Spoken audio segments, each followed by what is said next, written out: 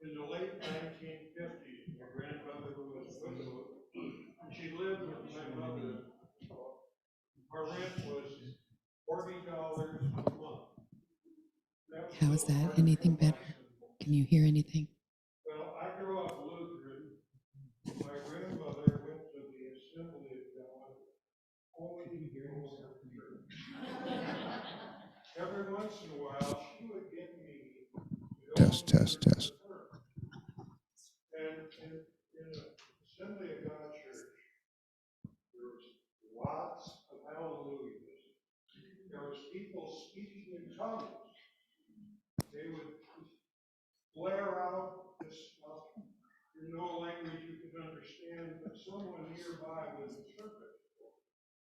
And then every once in a while, someone would get the deck and roll around on the floor. And none of this shocked me.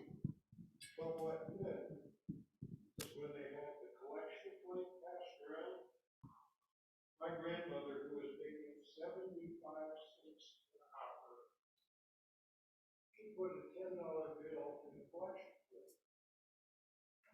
Can you imagine any of you putting 10 times what your hourly pay is in the collection plate this morning? I don't think so. She did that because she loved that church. And I think that if we follow her example, we pledge by how much we love this church. It's not a charity, it is our home. And that's, and we make budgets, but most of us spend beyond our budget probably 30 or 40 times a year because there's something we want. And we don't care what our budget is at that point. So when you're giving to this church, I want you to pledge by how important the love for your church really is. Thank you.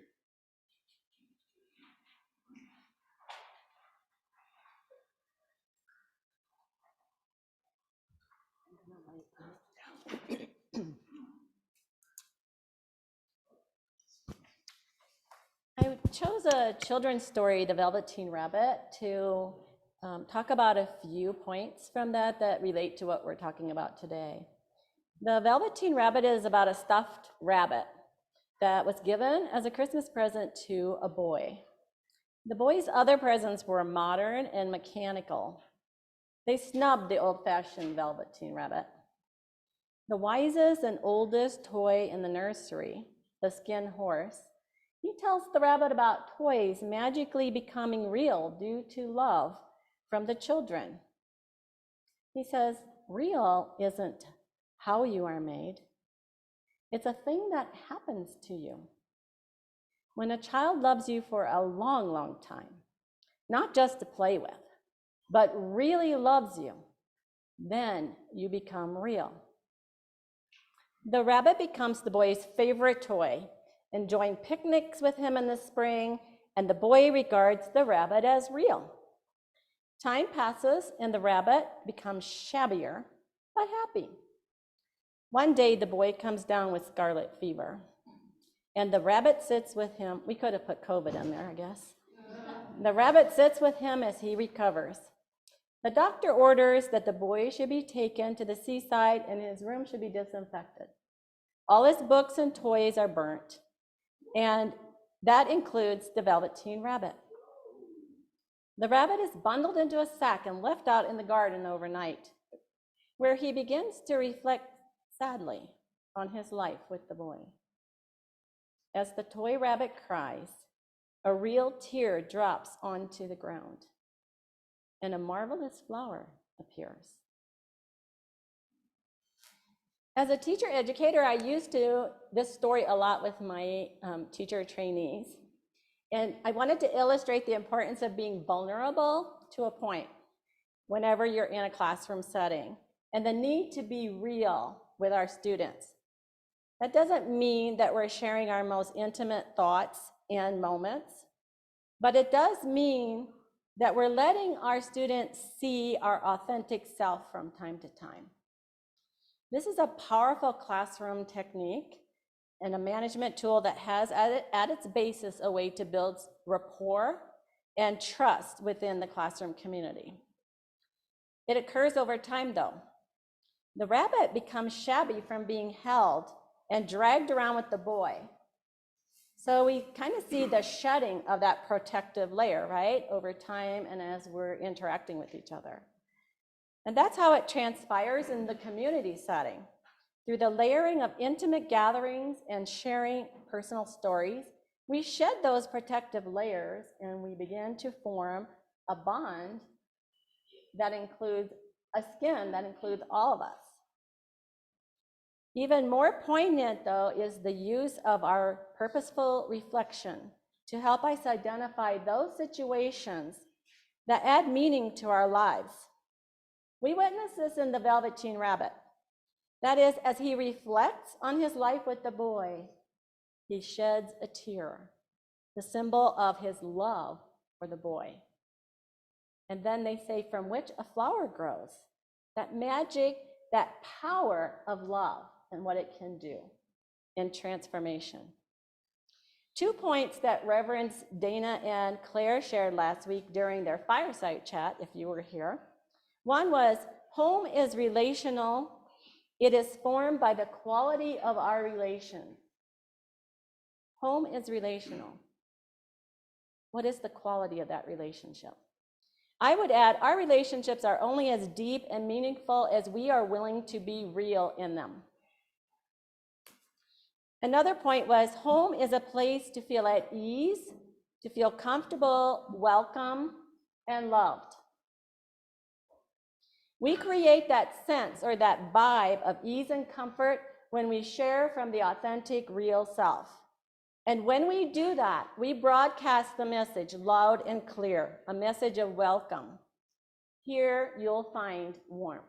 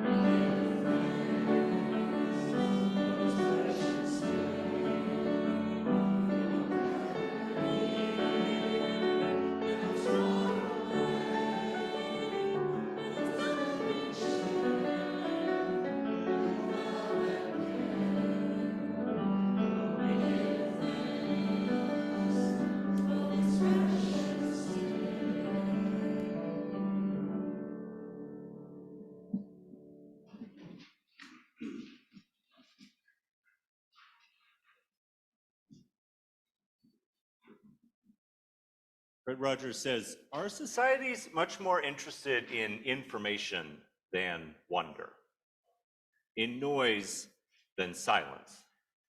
And I feel we need a lot more wonder and a lot more silence in our lives. I also feel we need a lot more wonder and a lot more silence in our lives. I invite us into a space of meditation, into a space of silence for ourselves. So I invite you to be comfortable, whatever that feels like in your body, for your eyes to be closed or to look down if that feels good. And we'll begin this space of wonder and of silence by taking 3 big breaths together. Let's take that first big breath in and let it go. Take another big breath in and let it go. And one more, breathing all the way down to your toes, take it in and let it go.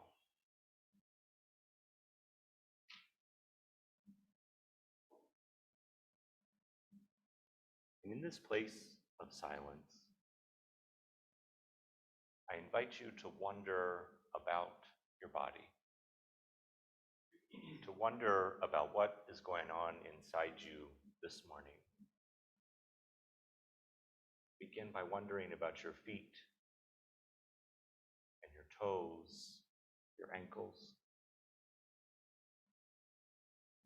Wondering about your shins and your knees. Wondering about your thighs and your hips. Wondering about your belly and your lower back.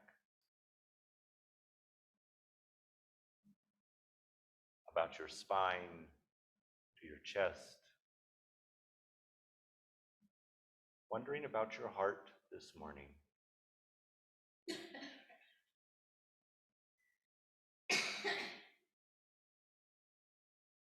Taking the time to be with your shoulders, down your arms, to feel your fingertips, up to your neck and your head, your face to the crown of your head. And taking the time to wonder about what it is to be you. All these parts of you and so much more.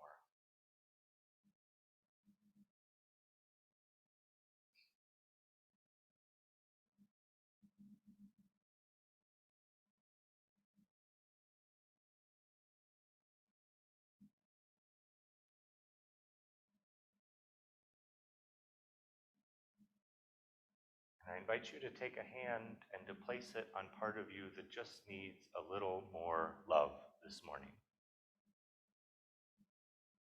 Maybe it's a heart, maybe it's your knee, maybe your shoulder or your hip.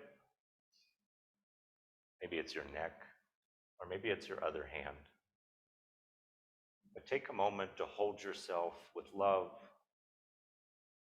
to hold yourself with the wonder of being alive.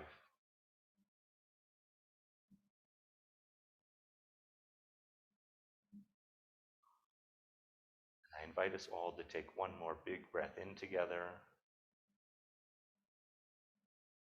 and to let it go. And as you do, to let your hand relax, to feel yourself back in your seat, to let your eyes flutter open,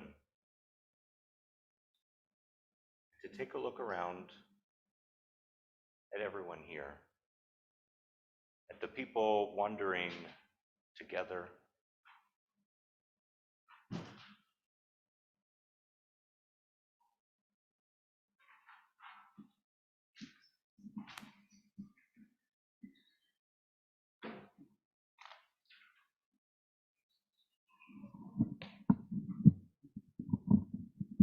Are we using the mics? Are we? Hello, hello, hello. Are we good? We have one for the guitar too? All right.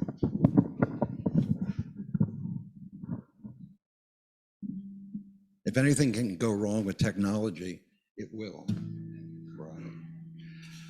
Well, good morning. It's good to see everybody, and I'm very happy to be playing another song for you today. It's been a while since I've done that. And before I do that, I want to ask you a question. I want to describe a little scenario for you and see how you would react.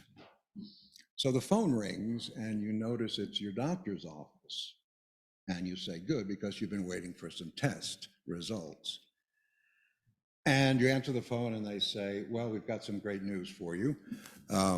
Your tests are all normal. It seems that every part of your body is working the way it should be working. And you say, well, great, thanks very much. I'll see you next year. And say, wait, hang on. There's one more thing that we would like to test. And we have a brand new machine to do it. We would like to test to see whether or not you're being true to yourself. I said, well, why would I want to know that? And the doctor says, well, because being true to yourself is a very important component in your health and happiness. I said, is it? He goes, it sure is. So I said, okay, I'll come in tomorrow and I'll take the test. So you go in there, and it's sort of like TSA at the airport. There's this machine that you're going to walk through, and it's going to go around and around and around. But instead of seeing if you have any contraband or you've brought any weapons with you, it's going to scan through your life to see if there are any places where you are not being authentic. It may take a little while, but when it's done, you're going to pass through and it's going to spit out a little report in a nice folded up piece of paper.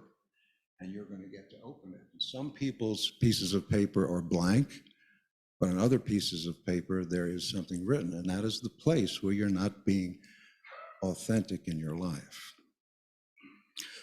So I want to ask you, what would you do if you walked through that machine and you got your piece of paper? Would your paper be blank, or would there be something on it?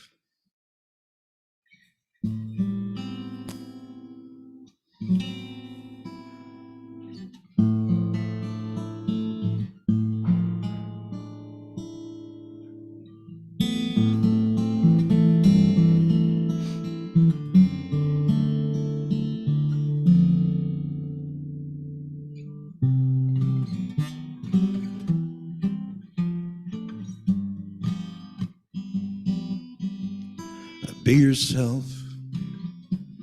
It sure sounds easy.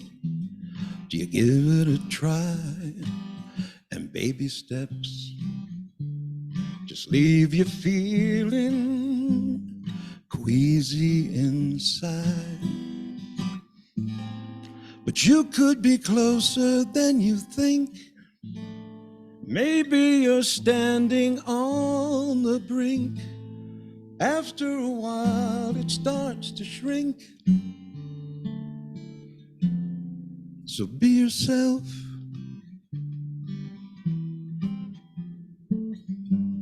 Starting today, be yourself.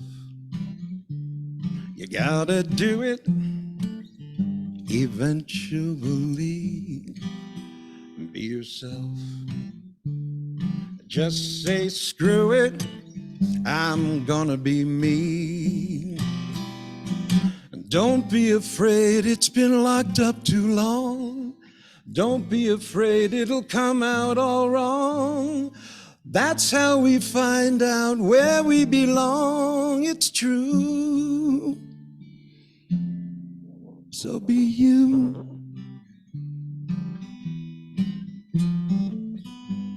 Starting today, and be yourself. And keep it coming every day. And be yourself.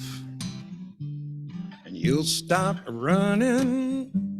It works that way.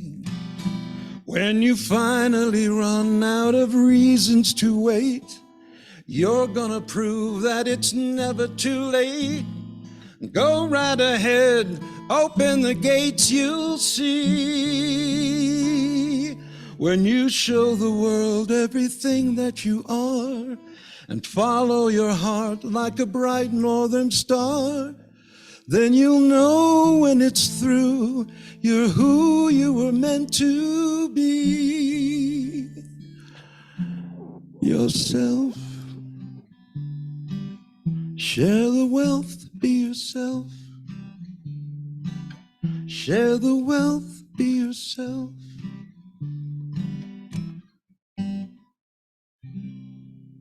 Thank you.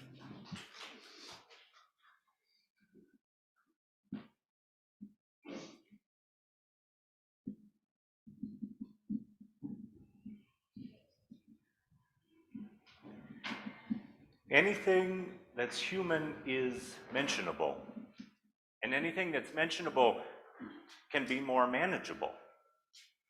When we can talk about our feelings, they become less overwhelming, less upsetting, less scary.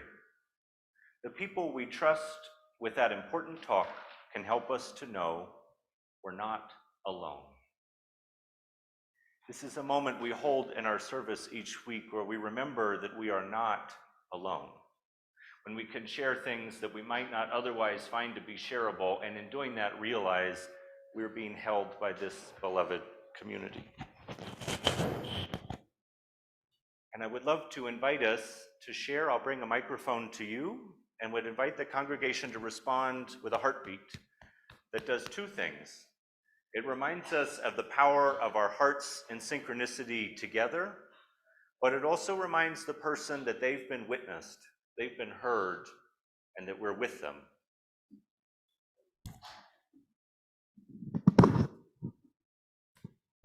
Are there folks who have a joy or a sorrow they'd like to share this week? Hi, I'm Nathan, and I just wanted to say I feel a lot better now than what I used to. Thank you for all the support. So for Nathan, for Kathy's unending love, and for the power of us all to grow. Give a heartbeat.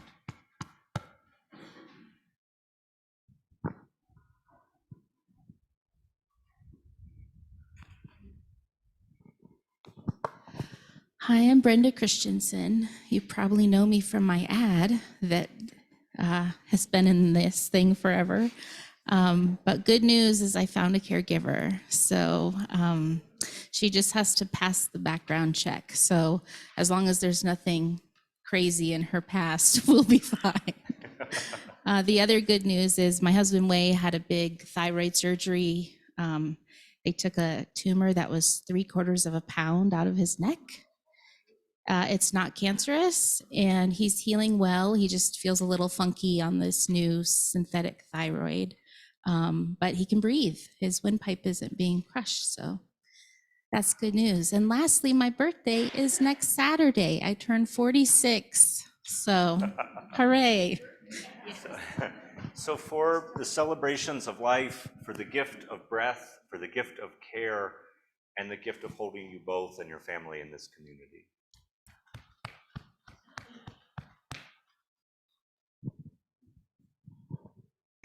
Hi, I have a frog in my throat. My name is Mim.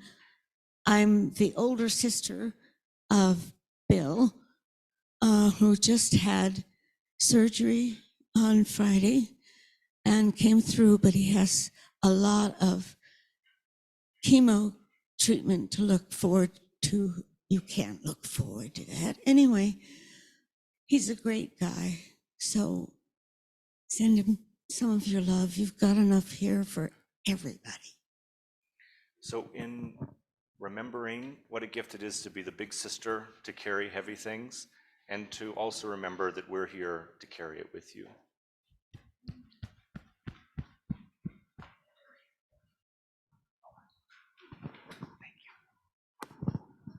Hi, I'm Kathy, and in November we lost our little beagle that was just short of 14 years old, and on Thursday we got a new little beagle puppy whose name is Pumpkin, and she is adorable and darling. So our hearts are full at this point again because we have a sweet beagle. So for the joy of finding that balance of loss and joy in our life.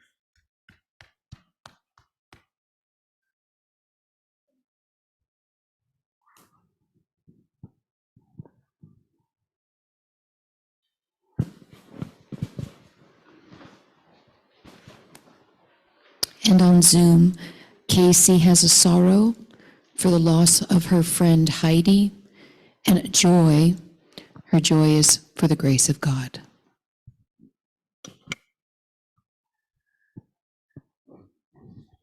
So for Casey, and for grace, and for sorrow in unexpected places.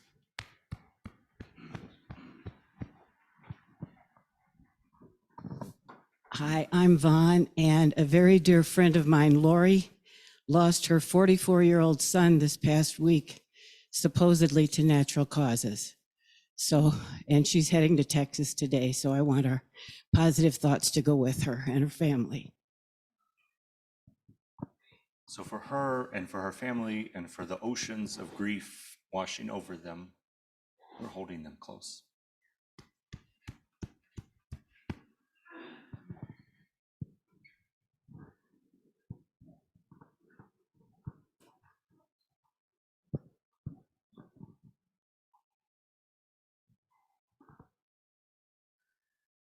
Caring comes from the Gothic word cara, which means to lament. So caring is not what a powerful person gives to a weaker one. Caring is a matter of being there, lamenting with those who lament. It's also about caring for those who care, for celebrating with those who celebrate, and for giving even when it's hard. One of the ways that we at Namakwa give when things are hard is to support a local organization with half of our plate each month. This quarter, we are supporting Homeward Alliance, which helps folks who are experiencing homelessness, people who are unhoused in the community, both helping them get back on their feet and creating systems of care for them. Please give generously.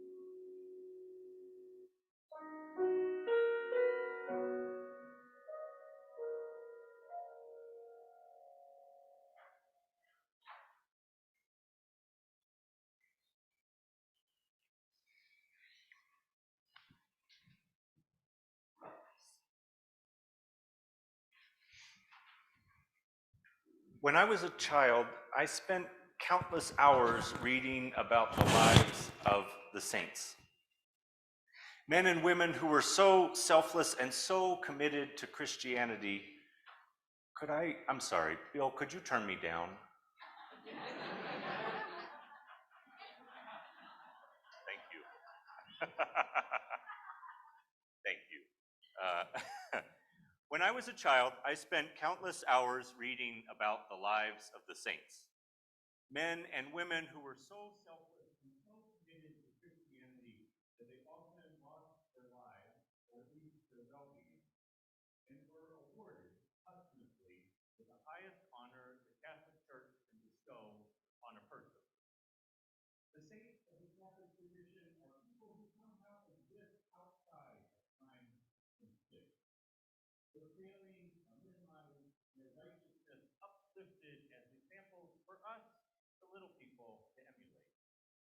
as if to be universally holy people.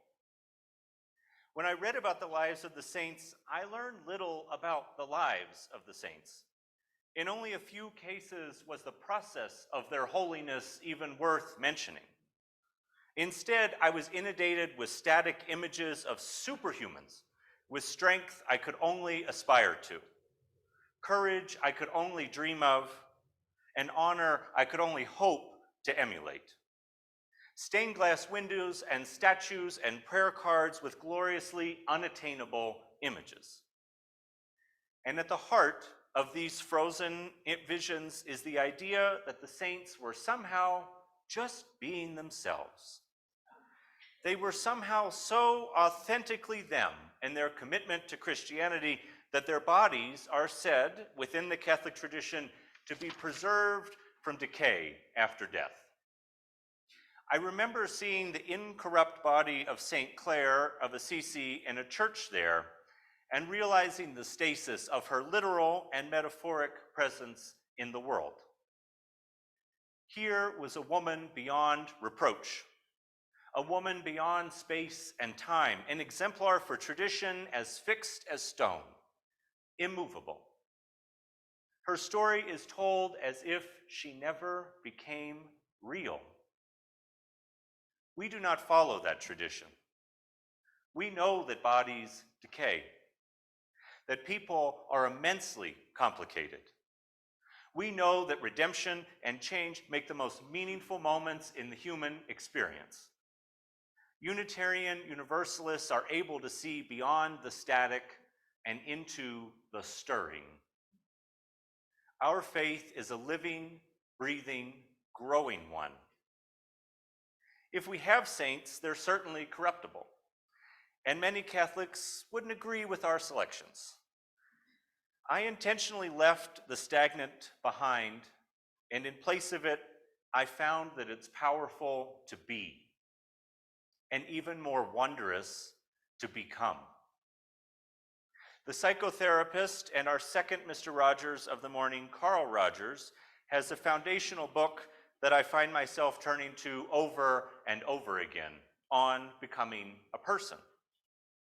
In it, he writes, "A person is a fluid process, not a fixed or static entity, a flowing river of change, not a block of solid material, a continually changing constellation of potentialities, not a fixed quantity of traits." Rogers goes on to write that life at its best is a flowing, changing process in which nothing is fixed. This realization is continually uncomfortable, and yet it's critical to understanding what it means to be ourselves, to live into authentic being. UUs might not have saints, but if we did, I'd be happy to hold up Fred Rogers as an excellent candidate. A man known for celebrating the power of each individual through countless hours of thoughtful, sincere, progressive television programming. A man known for saying, you can always help to make each day a special day by just being yourself. And I imagine it would be difficult to find many who might dissent, but it's not impossible. In preparing for this service, I took a Fred Rogers deep dive and learned that for some, he was in fact a, quote, evil, evil man. Mainstream outlets such as the Washington Post and Fox News have carried commentary disparaging the life, work, and core message of Fred Rogers for years. And I'm not mad about it. In fact, I think this kind of outrageous thought is just what we should hear, alongside the timeless words of Fred Rogers, because it reminds me that Fred Rogers was a man with so much to say. He was a human being caught in the human condition, a person whose life cannot be contained in a page or two of the lives of the saints. By reducing this astounding man to a static blip, the totality of his life is shrunk, and we're left with a few anecdotes by which to judge his multitudes. Here's a commentary from the opening segment of Fox and Friends in July 2007, 4 years after Fred Rogers' death. Quote, "These experts are saying that the kids of today who grew up on Mr. Rogers were told, you're special just for being you. Well, here's the problem that gets lost in that whole self business. And the idea of being hard and having issues for yourself are discounted. Mr. Rogers' core message was, you're special because you're you. He didn't say, if you want to be special, you're going to have to work hard. And now all these kids are growing up and realizing, hey, wait a minute, Mr. Rogers lied to me. I'm not special." And this comes out of Louisiana State University, where a professor examined the damage that Mr. Rogers has done to a whole crop of kids who feel entitled to just be them. Of course, Mr. Rogers is known for reminding children of how special they are for just being them. But that's not the end of the quote. In fact, just a few words later, Mr. Rogers reminds us of the power of growth. The full quote is, you know, you can always help to make each day a special day by just being yourself. You grow in your own way. Everyone does. That's one reason each one of us is different and special, and people can like us exactly as we are. And, as it turns out, Mr. Rogers has shared more depth about his understanding of being yourself. Quote, "Knowing that we can be loved exactly as we are gives us the best opportunity for growing into the healthiest people."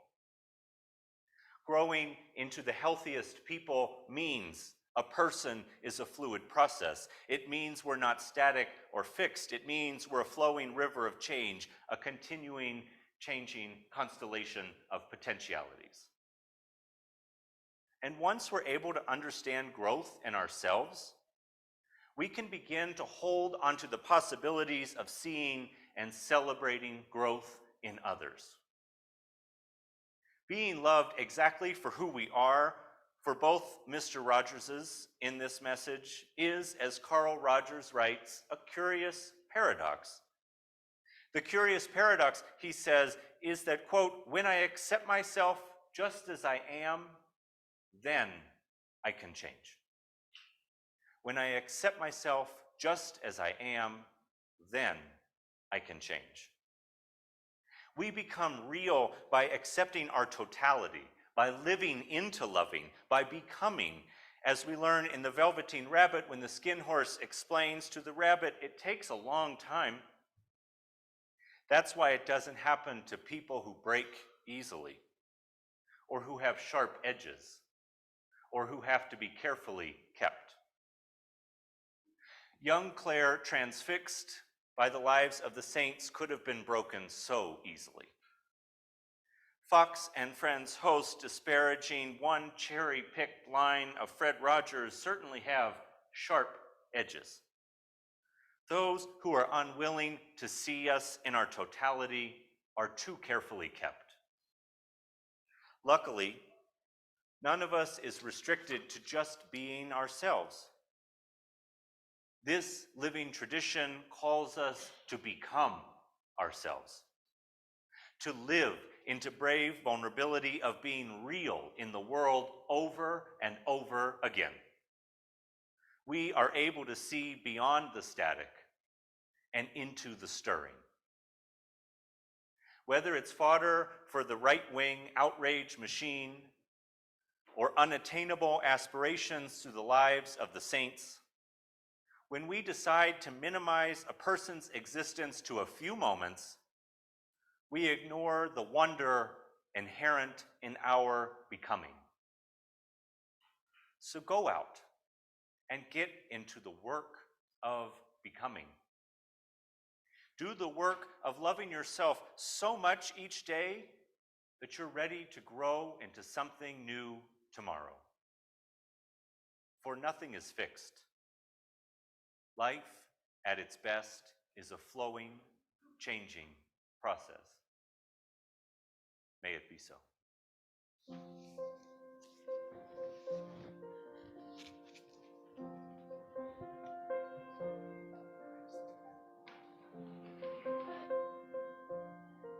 probably recognize, am I mic'd?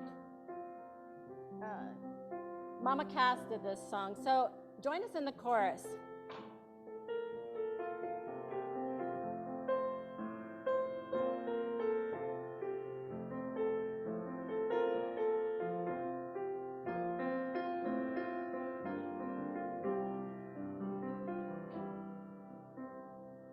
Nobody can tell you there's only one song worth singing. They may try and sell you, 'cause it hangs them up to see someone like you. So you gotta make your own kind of music, sing your own special song, make your own kind of music, even if nobody else sings along. You're gonna be knowing the loneliest kind of lonely. It may be rough going just to be yourselves, the hardest thing to do. But you gotta make your own kind of music, sing your own special song, make your own kind of music, even if nobody else sings along. You got to make your own kind of music, sing your own special song, make your own kind of music, even if nobody else sings along. Let's do it one more time. Make your own kind of music, sing your own special song, make your own kind of music, even if nobody else sings along. Sings along.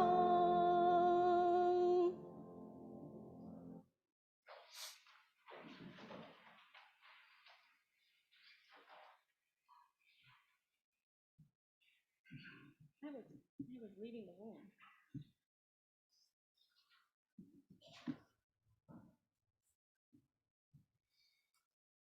Real isn't how you are made.